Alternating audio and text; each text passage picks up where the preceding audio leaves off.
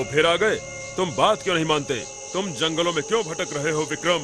राजमहल लौट जाओ और आराम की जिंदगी बिताओ। सुन लिया तुमने? मैं तब तक नहीं जाऊंगा जब तक मेरा काम नहीं पूरा हो जाता, और तुम मेरे साथ चलोगे वरना। अच्छा ठीक है, चलता हूँ मैं, लेकिन मेरी शर्त याद है ना? तुम्हें मेरी एक कहानी सुननी पड़ेगी इस यात्रा के दौरान। और हाँ, तुम बीच में कुछ नहीं बोलोगे, वरना मैं अपने पेड़ पर वापस लौट जाऊंगा। स्वर्ण देश के राजा की 4 बेटियां थीं और वो चारों की चारों बड़ी ही नाजुक थीं।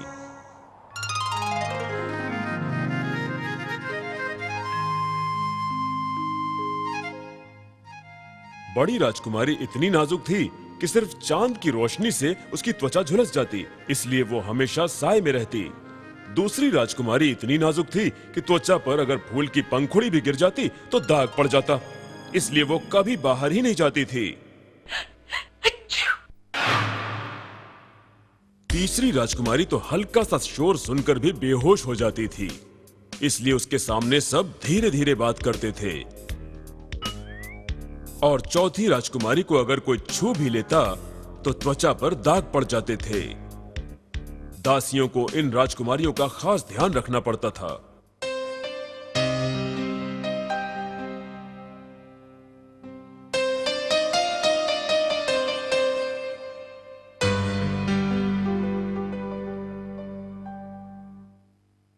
मुझे अपनी बेटियों से बहुत प्यार है, लेकिन अब उनकी शादी की चिंता सताने लगी है। महाराज, आप चिंता ना करें, क्योंकि राजकुमारियों के लिए पड़ोसी देशों के राजाओं और राजकुमारों के रिश्ते आ रहे हैं। मैं भी ये सब जानता हूँ, पर मेरी बेटियां शादी के बाद वहाँ कैसी रहेंगी? वो बड़ी नाजुक है। महाराज, मैं एक वैद्य को जानती हूँ जो आयुर्वेद के विद्वान हैं। अगर कहें तो मैं उन्हें आपके पास भेज दूं?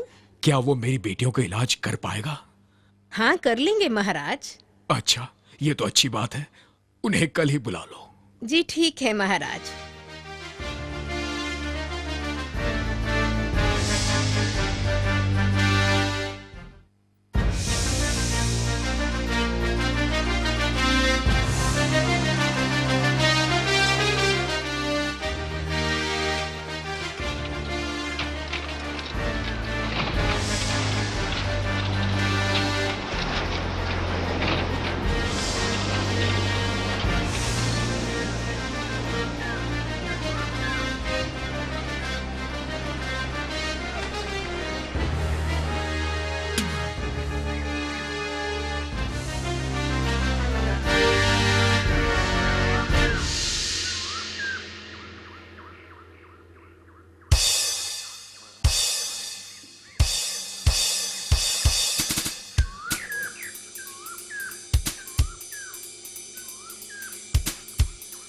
तुम कौन हो? तुम्हें क्या चाहिए बाबा? मैं एक गरीब किसान हूँ और बाढ़ में मेरा सब कुछ खत्म हो गया है। अब मेरे पास कुछ नहीं बचा है। मुझे चिंता इस बात की है कि मैं बेटियों की शादी कैसे करूँगा।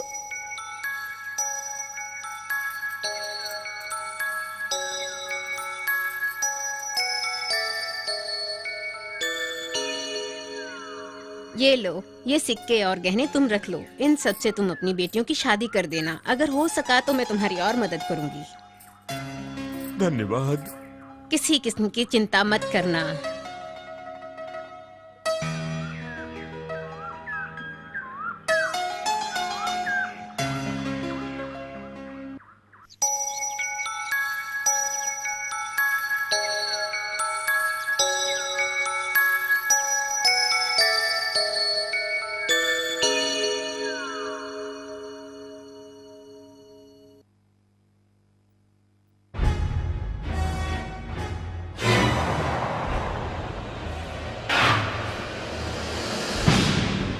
अरे, जो जेवरात हमने दिए थे, कहाँ है वो?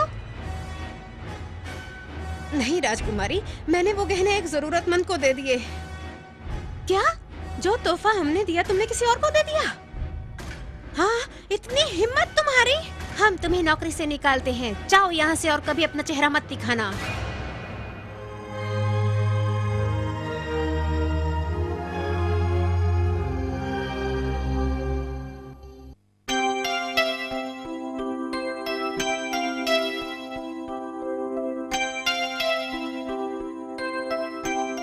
महाराज की जय हो। मैं एक वैद्य हूँ, मुझे आपकी दासी ने भेजा है।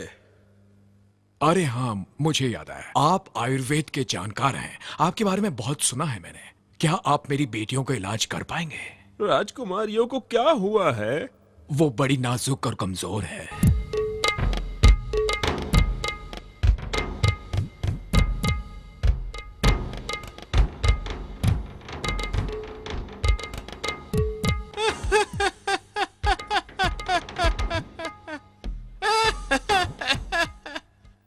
अब तुम बताओ विक्रम, वैद्य ऐसा सुनकर हंसा क्यों? इसलिए हंसा क्योंकि राजकुमारियों को कुछ हुआ ही नहीं था। क्या? ऐसा कैसे कह सकते हो तुम?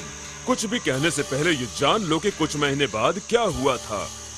बड़ी राजकुमारी ने जब शादी के बाद एक बेटे को जन्म दिया, तब उसके साथ भी वही हुआ था जब एक बार वो सूर्य की रोशनी के संपर्क में आया था। उन्हें ये बीमारी थी और वैद्य ने राजकुमारी को ठीक कर दिया था। लेकिन बीमारी शायद खानदानी थी और इसलिए उसके बेटे को भी ये हुआ था। फिर नाजुक और नेक दिल कैसे कहोगे तुम?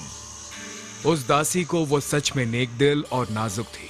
इसी वजह से तो उसने सारे गहने उस गरीब और बूढ़े किसान को दे दिए थे। विक्रम, तुमने चुप रहने का वादा तोड़ दिया है, इसलिए मैं चला।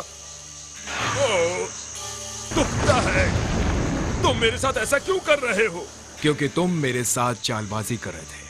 अब अगर तुमने बेईमानी की तो मैं तुम्हें नहीं छोड़ूंगा, याद रखो। ठीक है, नहीं करूंगा। अरे अब तो पकड़ झीली करो, मैं यहाँ से नहीं भाग रहा।